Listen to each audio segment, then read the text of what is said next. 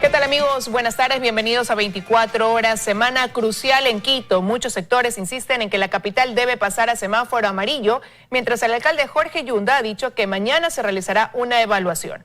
Hola, María Gracia, ¿cómo estás? Buenas tardes.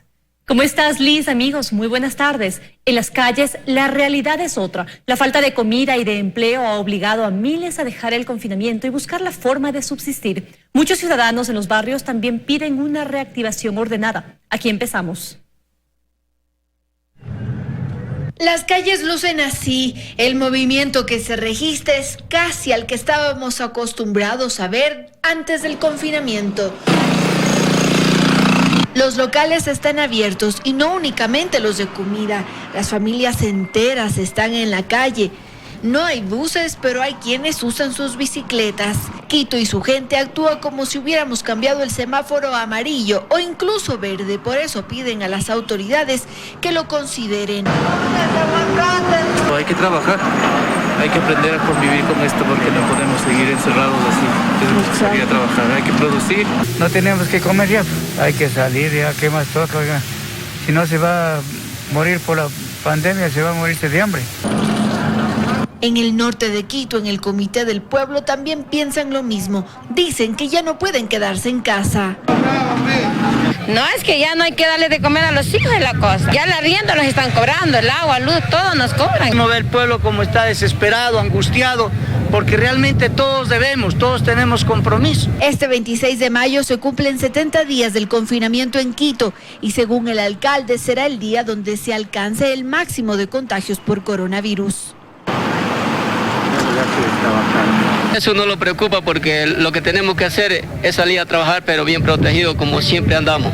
Este martes el Consejo Metropolitano está convocado a las 10 de la mañana para analizar y evaluar la situación en Quito. Recibirán al ministro de Salud y luego de eso pues será el COE cantonal el que tome la decisión final para saber si Quito pasa o no oficialmente al semáforo amarillo.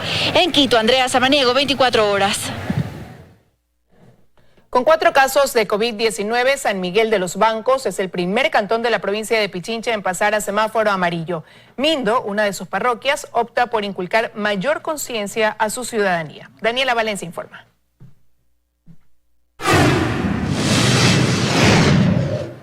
Con medidas menos restrictivas amaneció Mindo, una parroquia del cantón San Miguel de los Bancos, este lunes 25 de mayo. A pesar de que ya se encuentran en semáforo en amarillo, el movimiento en las calles es mínimo. Y es que el 95% de su población trabaja en el sector turístico, un sector que todavía no tiene permitido laborar. Esta es la razón de que algunos guías aseguren que la decisión fue apresurada, pues no están listos para retomar sus actividades. Además, dicen tener miedo de que algunos pobladores de otras parroquias puedan traer el virus. La gente de otros lugares vengan a refugiarse en nuestra población, porque si hablamos de turismo no estamos listos todavía y preparados y tampoco se ha tomado en cuenta el área turística, que nosotros somos la parte importante de trabajo, hemos sido el pulmón económico del cantón y que no seamos tomados en cuenta nos parece de verdad un poco fuera de sí. Nos mantiene bastante preocupados y ocupados trabajando conjuntamente, pero no podemos abrir nuestras puertas para poder una reunión tampoco personal. Hemos tenido con la Junta Parroquial reuniones, hemos tenido el apoyo de la Junta Parroquial también. El toque de queda tanto en esta parroquia como en el cantón San Miguel de los Bancos iniciará a las 6 de la tarde. Los establecimientos pueden operar con el 30% de su aforo máximo permitido. Y el retorno de las operaciones de los vuelos nacionales podría aplazarse al menos 2 semanas en el aeropuerto de Guayaquil, según lo aseguró la ministra de Gobierno. La decisión se da luego de que el municipio pidió que se la revise. A través de un comunicado publicado el fin de semana, la alcaldesa de Guayaquil, Cintia Viteri, se mostró preocupada por el inicio de las operaciones de los vuelos nacionales a partir del 1 de junio, ya que aseguró que las aerolíneas han anunciado más de 100 vuelos solo en ese mes, lo que implicaría movilizar hacia Guayaquil a más de 10.000 personas.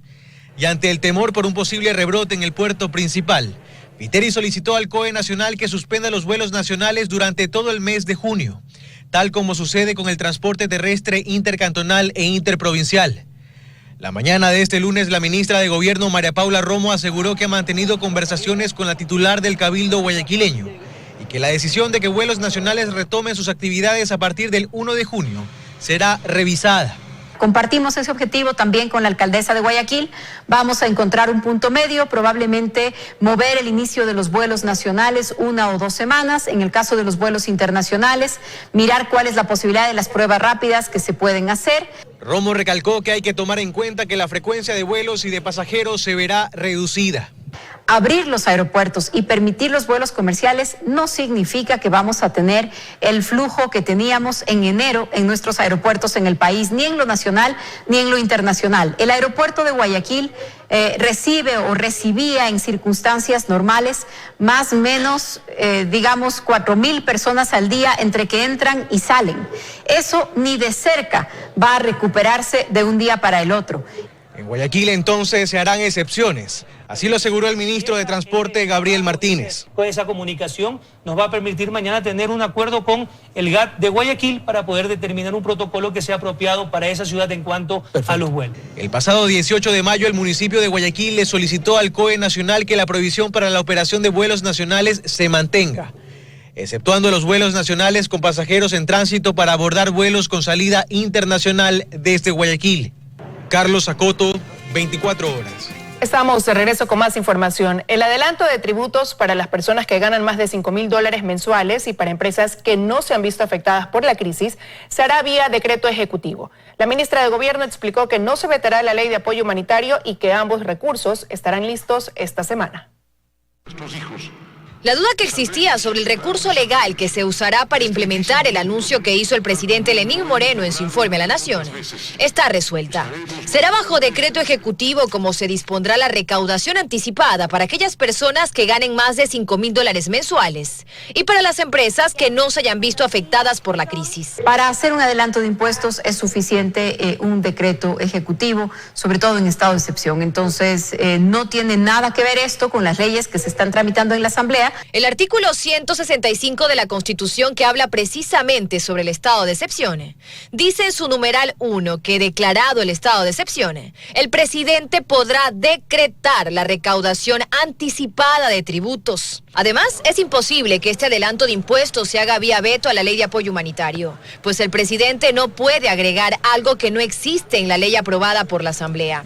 Recordemos que los legisladores retiraron del proyecto las contribuciones. No es algo que tiene que estar puesto en la ley. El presidente no incluirá en el veto ninguno de estos temas porque lo ha dicho el día de ayer, no va a abusar de su capacidad de veto para poner un tema que fue discutido y negado. Y el anuncio, además de la forma en la que se lo va a implementar, generó reacciones. La propuesta del gobierno es preocupante. Lo que va a hacer el gobierno es utilizar los recursos que corresponden al siguiente gobierno, pero que los va a gastar ahora. ¿Qué vamos a hacer el próximo año cuando ya nos hemos consumido, el Estado gastado los recursos que debían servir como ingresos para sostener el Estado? Estos recursos se usarán para proyectos sociales y para el programa de créditos Reactívate Ecuador.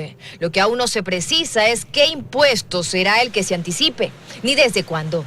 Por otro lado, lo que sí adelantó la ministra de Gobierno es que la ley de apoyo humanitario y la de finanzas públicas que está en este momento en el Ejecutivo no serán vetadas. No van a ser modificadas en lo sustancial, es decir, no se está planificando, como algunas personas insinuaban ayer, introducir, por ejemplo, un nuevo impuesto. Esta semana ambas leyes, al igual que el posible decreto que anticipará el pago de contribuciones, podrían estar listos. Dayana Monroy, 24 horas.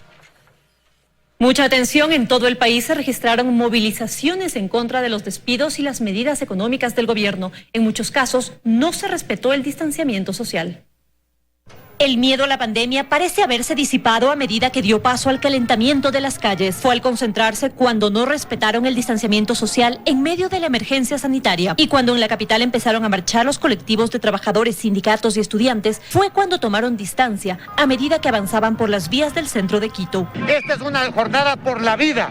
Nos han hecho salir a las calles para defender la vida, la salud, la educación. Estamos contra el recorte presupuestario, estamos contra la ola de despidos. La marcha la lideraron representantes históricos del sindicalismo. Piden trabajo y que no haya recortes. Lo que le decimos al Ecuador, que nosotros estamos amparados en el artículo 98 de la Constitución, el derecho a la resistencia, el derecho a la lucha, el derecho al reclamo, el derecho a la vida. También en Guayaquil marcharon sindicalistas y varios gremios en contra de las medidas económicas. Aquí estamos privados públicos de varias organizaciones, de Alfadomus, de de los ex trabajadores, jubilados, trabajadores del sector eléctrico, petrolero. Y a quienes marcharon, la policía les encontró pirotecnia.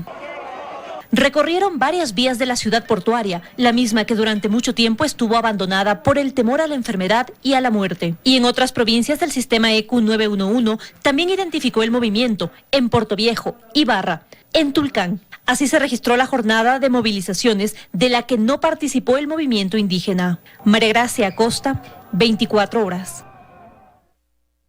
Vamos a revisar ahora lo que sucede en varias ciudades del país que desde hoy cambiaron de semáforo rojo a amarillo. Cuenca es una de ellas y con eso se reactivaron las actividades comerciales. Además, arrancó la fase de formación ciudadana del tranvía. Hasta la ciudad Azuaya nos trasladamos con Iván Rodríguez para que nos cuente los detalles. Hola Iván, ¿cómo estás? Adelante. Así es, amigos, amigas, ¿qué tal? Buenas tardes. Este es el ambiente que se vive en semáforo amarillo en la ciudad de Cuenca, en una de las arterias viales más concurridas de la urbe, la avenida Solano.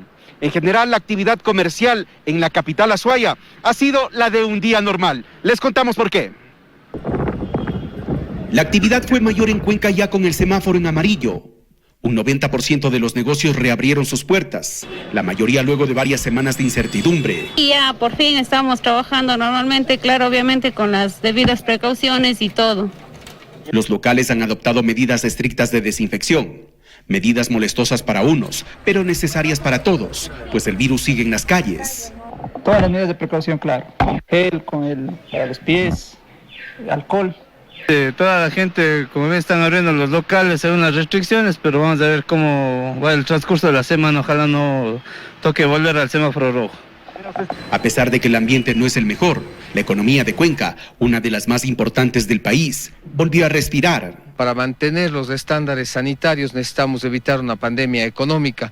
Ahora sí, el exhorto es a toda la población a no creer que han pasado la emergencia o que hay que disminuir las seguridades. Debido al alto número de ciudadanos en las calles, otra de las acciones es sanitizar los lugares más concurridos, en este caso las calles del centro histórico. Recomendarles a nuestros conciudadanos que utilicen siempre las instrucciones que siempre nos dan sobre la bioseguridad, ¿no? Mantener esta nueva normalidad depende de nuestra disciplina, por ello es necesario la colaboración de todos. Y todos estos parámetros e indicadores serán analizados el próximo viernes por el COE cantonal. Así es que mantenernos en color amarillo depende de todos nosotros. Es todo desde la ciudad de Cuenca. Retornamos a los estudios. De mi parte, buenas tardes. Buenas tardes, Iván. Muchísimas gracias por tu informe. Y también los cantones La Libertad y Santa Elena iniciaron esta semana con semáforo en amarillo. El comercio empieza a reactivarse en la provincia. Sin embargo, algunas restricciones se mantienen. Joana Ramos se encuentra en Salinas y nos cuenta más detalles. Hola, Joana. Buenas tardes. Adelante. ¿Qué tal? Buenas tardes. Santa Elena y La Libertad en la provincia de Santa Elena pasaron de rojo a amarillo en el semáforo del COVID-19. Los alcaldes de ambos cantones justificaron su decisión en el descenso de casos confirmados. Analizaría cuándo podría volver a funcionar. Si hay cumplimiento, si no hay modificación en la tasa de contagiamiento y disminuye la tasa de contagiados, seguramente en los próximos días vamos a solicitar que nos habilite el transporte urbano. En Libertad sí hay buses, sin embargo estos solo pueden circular dentro del perímetro urbano, puesto que Santa Elena no permite el paso de los buses y Salinas, donde justo me encuentro en este momento, continuará con su semáforo en rojo. Nosotros sí tenemos transportación urbana que se está manejando internamente también de acuerdo a la normativa del COE nacional. Se debe aclarar que aunque 2 de los 3 cantones ya están en semáforo amarillo, ni las playas ni otros lugares turísticos de esta provincia permiten el paso a turistas. En esta provincia existen 721 casos confirmados de coronavirus. Más detalles hoy en su noticiero 24 horas de la emisión estelar. Buenas tardes.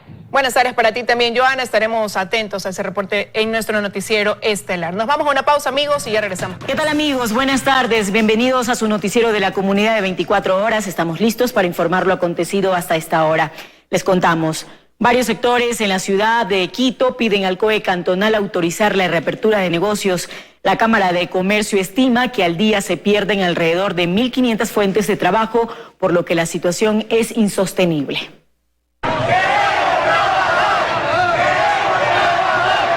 atrás, este fue el pedido desesperado de comerciantes del Comité del Pueblo en el norte de Quito. Lo propio ocurrió en San Roque, en el centro de la ciudad. Y es que tras más de 2 meses del inicio de la emergencia sanitaria, diversos sectores piden la autorización de las autoridades para retomar sus labores. El 70% de los sectores, si no es más, han estado paralizados, no han tenido ingresos durante la pandemia. Según el presidente de la Cámara de Comercio de Quito, Patricio Alarcón, en la capital se pierden alrededor de 1.500 fuentes de trabajo al día debido a las restricciones de movilidad y de comercio. Si es que no se reactivan las actividades, lamentablemente los negocios siguen perdiendo, la gente sigue quedando en el desempleo, entonces tenemos que buscar un equilibrio entre mantener los protocolos adecuados, cuidar la salud y reiniciar las actividades, cosa que muchas autoridades no ven. El sector turístico también se ha visto gravemente afectado por la crisis. Decenas de agencias han cerrado sus puertas y en zonas que viven en su mayoría de esta actividad como Pomasqui, San Antonio de Pichincha y Calacalí, estiman pérdidas que superan los $60 millones. Estamos totalmente en quiebra, sabiendo que el turismo no solo es transporte, no solo son restaurantes, hoteles, es una cadena infinita que nosotros necesitamos comer, vivir y sobrevivir. Representantes de bares y discotecas piden también a las autoridades revisar sus propuestas para retomar las actividades, ya que aseguran sus negocios no aguantan más tiempo cerrados. De cada negocio depende, yo creo que de 15 a 20 familias que están sin ingresos. Nosotros como dueños de discotecas no hemos podido cumplir con proveedores, empleados, arriendos. Restaurantes, ópticas, gimnasios y diversos gremios de la capital se adhieren al pedido a las autoridades de flexibilizar las restricciones para retomar las labores bajo estrictas medidas de seguridad, pero en búsqueda de reactivar la economía que hasta el momento suma más de $5.000 millones en pérdidas. En Quito, Stephanie Paz, 24 horas. Las clínicas estéticas del país superan pérdidas de hasta $300.000 cada una. Esto por la crisis sanitaria del coronavirus y la inactividad económica. Exigen a las autoridades del COE Nacional que se les permita reactivarse, ya que cuentan con estrictos protocolos de bioseguridad para evitar la propagación del virus en sus pacientes. Se trata de una caja de acrílico que se coloca en la parte superior de la camilla, mesa de operaciones o cualquier superficie en donde esté el paciente o en servicios de hospitalización. Hemos conseguido esta lámina de acrílico que nos va a permitir separar la vía aérea de la paciente cuando ella esté recostada. Esta caja de aislamiento, barreras en los escritorios para separar a doctores y pacientes y evitar contactos directos son parte de las acciones que planifican las clínicas estéticas del país para que también se les permita reactivarse. Colocamos nuestras manos por acá y después podremos manejar de esta manera adecuadamente a la paciente sin que tengamos contacto directo. Recorrimos las instalaciones de la clínica Redux en el norte de Quito. A más de esta sede, tienen 2 más en la capital y 3 sucursales en Guayaquil. Aparte de las barreras en acrílico, toman la temperatura a sus usuarios. Su personal usa trajes de bioseguridad y hay señalética para que hayan distancias entre personas. Y una vez que entra acá, nosotros ya todos estamos protegidos para poder atenderle y cuando se va le damos una mascarilla nueva. En esta clínica estética se realizan tratamientos invasivos como lipoesculturas para moldear el cuerpo, rinoplastias y también tratamientos no invasivos como limpieza faciales. A todos sus pacientes, antes de ser atendidos, se les realiza las pruebas para descartar que tengan el virus. Queremos reactivarnos porque la verdad es que es muy difícil tanto para el empresario como para los trabajadores y pienso que es el momento de nosotros mismos cuidarnos, o sea, cuidarnos como personas para poder trabajar, porque eso es lo que queremos, trabajar y empezar a producir. Algunos pacientes ya tenían sus tratamientos cancelados y programados para los meses de marzo y abril, pero el coronavirus dañó toda la planificación. Helen Quiñones, 24 horas. El alcalde Jorge Yunda escuchó el análisis y conclusiones de expertos en salud y de la academia sobre la realidad del crecimiento de contagios y fallecimientos a causa del COVID-19 en la capital. La mayoría concluye que Quito aún no está lista para cambiar de semáforo rojo a amarillo, porque puede haber un rebote y desbordarse el sistema sanitario. Se estima que mañana, cuando Quito cumpla 70 días de confinamiento, el alcalde informe sobre la decisión, luego de reunirse con el COE metropolitano y escuchar también los informes de dependencias municipales. Ahora les contamos que el tranvía de Cuenca opera desde hoy con pasajeros. 8 unidades estarán circulando por la urbe y los ciudadanos podrán utilizar este medio de transporte de forma gratuita durante 60 días. Con Cuenca en semáforo amarillo, la alcaldía de Cuenca decidió ir un paso más adelante con respecto al sistema tranviario. Por ello, desde este lunes, se arranca con la fase de formación ciudadana, lo que implica el uso gratuito por 60 días del sistema. Las personas van a poder subirse y bajarse en la parada que les convenga. Es digamos, una simulación de cómo ya funcionaría comercialmente. Serán 8 unidades las que circulen. El sistema estará operativo de lunes a domingo, de 6 de la mañana a 8 de la noche. La frecuencia será de cada 10 minutos y también los controladores, porque habrá un controlador en el interior de cada una de las unidades, irá capacitando, irá solventando dudas a la ciudadanía. Las unidades podrán operar con un aforo no mayor al 30%, es decir, en este vagón podrán viajar no más de 60 personas. Los asientos que no podrán ser utilizados están debidamente señalizados. Además, se colocó información preventiva. Nosotros tenemos una capacidad regular de 207 pasajeros en la unidad, en cada una de las unidades. Por esta restricción de ir a un 30%, los pasajeros que vamos a poder movilizar son de 62 pasajeros aproximadamente.